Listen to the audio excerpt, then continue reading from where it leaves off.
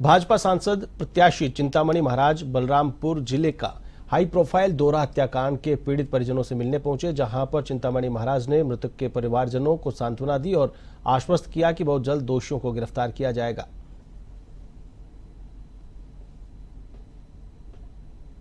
जिस तरह से घटनाक्रम हुआ है उसको देख करके और लोगों का बात सुन करके ऐसा लगता है कि इसको क्रूरतम ढंग से उनका हत्या किया गया है। अब उसके लिए पुलिस पूरा प्रयास में है और संभवतः कल सुबह तक में या कल शाम तक में उस नतीजे पर भी पहुंच जाएंगे। ऐसा इसमें 27 तारीख को घटना पर मरकाम किया गया था। पंचनामा और पोस्टमार्टम के बाद में कल हम लोग को शाम को रिपोर्ट प्राप्त हुई है। उस रिपोर्ट के आधार पर हत्या और साक्ष्य पाने के लिए धारा 302 और 201 आईपीसी के तहत में अपराध पंजीबद्ध किया गया है। महासमुंद जिले के कोतवाली थाना क्षेत्र के लोहानी बिल्डिंग के कमरे में दफन लाश के केस में पुलिस को बड़ी सफलता हाथ लगी है। पुलिस ने खुलासा किया है कि मृतक की हत्या किसी और ने नहीं बल्कि उसकी पत्नी ने ही की है। अवैध संबंध का खुलासा करते हुए पुलिस ने आरोपी पत्नी और उसके प्रेमी मुकुंद त्रिपाठी को गिरफ्तार किया है।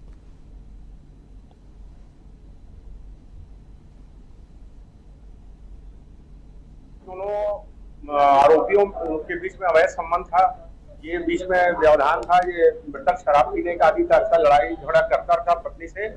पत्नी आजीज आ चुकी थी इससे इन दोनों ने कुछ प्लानिंग की। उसके बाद एक दिन अचानक, वो तो कर नहीं था, उसके बाद एक दिन ये विवाद करने लगा। मृतक जो है अपनी पत्नी से बीच बचाव के लिए ये आरोपी आया। आरोपी ने और उसकी पत्नी छत्तीसगढ़ के जगदलपुर शहर के मुख्य मार्ग में मौजूद, आपको बता दें कि कपड़े की दुकान में भीषण आग लगने से अफरा तफरी मच गई। देखते ही देखते आग की लपटों ने आसपास के 2 दुकानों को भी अपनी चपेट में ले लिया। दुकानों में रखा लाखों रुपए का कपड़ा पूरी तरह जलकर खाक हो गया। वहीं आग की लपटें इतनी भयंकर थी कि देखते ही देखते इस कपड़े की शॉप के बाहर खड़ी एक कार और एक स्कूटी भी अपनी चपेट में ले ली। तो वहीं सूचना के बाद मौके पर पहुंची दमकल की टीम ने आग पर काबू पाया।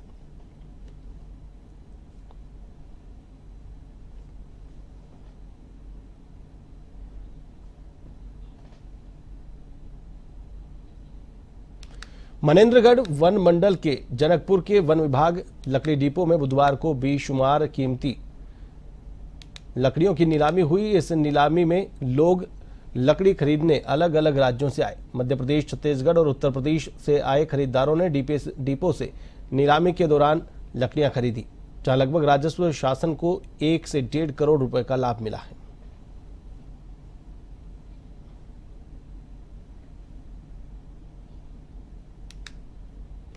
लगभग जनकपुर डिपो में 737 लॉट हमारे जो है नीलामी पे रखी गई थी, जिसका कुल होता है लकड़ियों में 1760 घन मीटर और 415 जलाऊ चट्टा।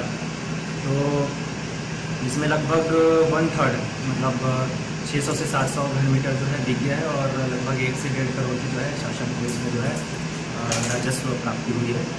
और जो है अभी खरीदार जो है वो अलग अलग राज्यों से भी आए थे, यूपी से भी आए थे, एमपी से भी आए थे, छत्तीसगढ़ से भी आए थे, दूर दूर से रायपुर वगैरह से। और बाकी नीलामी जो है काफ़ी सक्सेसफुल रहा। बिलासपुर में खनिज विभाग द्वारा ग्राम जोंधरा में खनिज रेंज के भंडारण का मौका जांच किया गया। मौका जांच में अशोक कर्ष निवासी अकलतरा द्वारा लगभग 120 हाइवा 1440 घन मीटर व डीसी डकार मैसर सुमन एंटरप्राइजेज के प्रोपराइटर जितेंद्र सिंह को स्वीकृत भंडारण अनुज्ञप्ति क्षेत्र में लगभग 200 हाइवा 2400 घन मीटर रेत भंडारित पाया गया। जांच के दौरान प्रकरणों में मौके पर रेत भंडारण अनुज्ञप्ति संबंधित दस्तावेज एवं भंडारित रेल की वैधता प्रमाण दस्तावेज प्रस्तुत नहीं किए गए।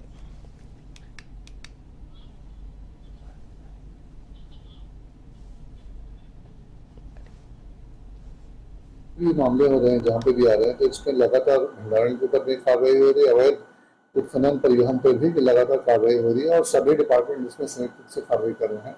राजस्व विभाग भी लगातार प्रकरण दर्ज कर रहे हैं और जहाँ जहाँ पे भी इस प्रकार की शिकायतें आ रही है उसकी जाँच हम कर रहे हैं। अभी अवैध भंडारण के कुछ मामले आए थे तो उसमें प्रकरण दर्ज कर लिया गया है। उनको खनिज की वैधता प्रमाणित करने के लिए नोटिस पखानजूर आबकारी विभाग के अधिकारी को कारण बताओ नोटिस जारी कर दिया गया है। आबकारी पर शराब दुकान में जांच के नाम पर नाबालिग लड़कियों से अभद्रता करने का आरोप लगाया गया। न्याय की मांग की गई, जिसके बाद कलेक्टर ने मामले का संज्ञान लेते हुए नोटिस जारी किया।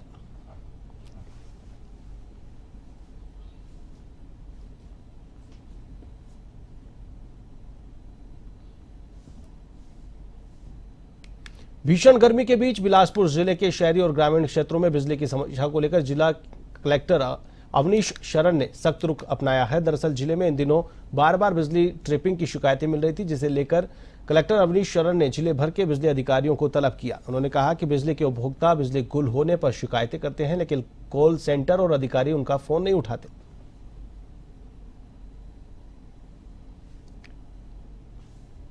बिजली विभाग के जितने भी अधिकारी हैं, एसई से लेके नीचे जेई लोगों की आज बैठक ली है मैंने, और कुछ जो इश्यूज हैं, खासकर जो अभी बिजली की कमी तो है नहीं प्रदेश में, तो बिजली की कमी की कोई बात ही नहीं है। कहीं कहीं पे लोकल फॉल्ट के कारण लाइट चली जा रही है, कहीं कहीं पे क्या हो रहा है कि ओवरलोडिंग ज़्यादा हो रहा है, जो कि अभी इस मौसम में लोग एसी और बाकी चीज़ों की भी ज़्यादा, स्पेशली शहर के क्षेत्रों में, तो इन सबको लेके उनको कहा गया कि ऐसी व्यवस्था बनाएं कि जो भी फॉल्ट हो रहा है उसका तत्काल निराकरण किया जाए। बलरामपुर जिले में बदलते मौसम के साथ मौसमी बीमारियों का भी असर देखने को मिल रहा है। धूप बारिश की वजह से मौसमी बीमारियों की चपेट में बुजुर्ग और बच्चे आ रहे हैं, जहां बड़ी संख्या में जिला चिकित्सालय सहित आसपास के स्वास्थ्य केंद्रों में मरीज रोजाना पहुंच रहे हैं। जिले के मुख्य चिकित्सा एवं स्वास्थ्य अधिकारी ने बदलते मौसम के साथ लोगों से सावधान रहने की अपील की है।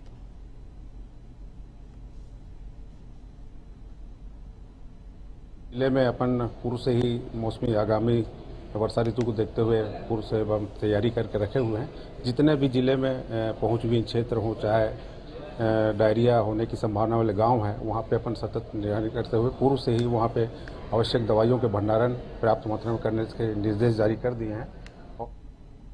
नौतपा में आग उगलते सूरज के कारण दुर्ग जिले में भीषण गर्मी का कहर लगातार 5वें दिन भी जारी है। गर्म हवा के थपेड़ों के बीच दुर्ग में पारा 44 डिग्री के पार पहुंच गया है। दुर्ग में ऐसा मंजर देखने को मिला जहां चिड़िया चिलचिलाती गर्मी में फड़फड़ा कर गिर गई।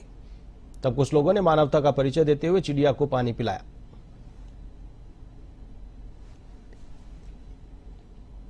एक चिड़िया हमारे शोरूम में आए, फड़फड़ाते हुए गिरी, उसको फिर हम पानी वानी पिलाया, पानी पिला के सुस्त करा, नहाया, उसके बाद थोड़ी देर पंखे में रखा। तेज गर्मी है कि एक चिड़िया फड़फड़ाते हुए हमारे दुकान के सामने गिरी। हमको ये देखकर आश्चर्य हुआ कि चिड़िया जैसी पक्षी बिलासपुर में भीषण गर्मी का कहर इतना बढ़ गया है कि सिविल लाइन थाना क्षेत्र के कुम्हारपारा अंसारी गल में समारू प्रजापति के घर में रखे फ्रिज के कंप्रेसर में ब्लास्ट हो गया, जिससे इलाके में हड़कंप मच गया। कंप्रेसर फटने के बाद घर में आग लग गई। आग लगने से घबराए परिवार के लोग बाहर भागकर उन्होंने जान बचाई, तो वहीं फायर ब्रिगेड की टीम मौके पर पहुंची, जिसने आग पर काबू पाया।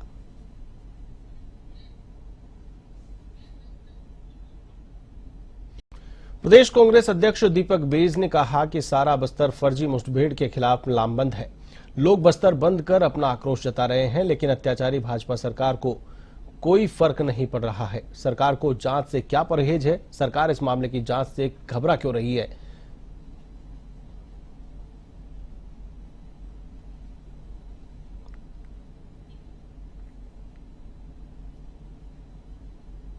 गृह मंत्री ने सुझाव मांगे थे, मैंने सुझाव गृह मंत्री को लिखित रूप में दिया।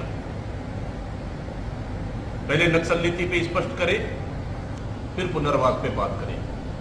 तत्कालीन कांग्रेस की सरकार में पुनर्वास व्यवस्था बहुत अच्छी थी, उसी के तहत बिना विवाद और बिना फर्जी तरीके से कई नक्सलियों ने सरेंडर किए, लेकिन सरकार जानबूझकर इस तरह से बस्तर की जनता को गुमराह करने का काम कर रही है। इसलिए क्या आदिवासियों की मौत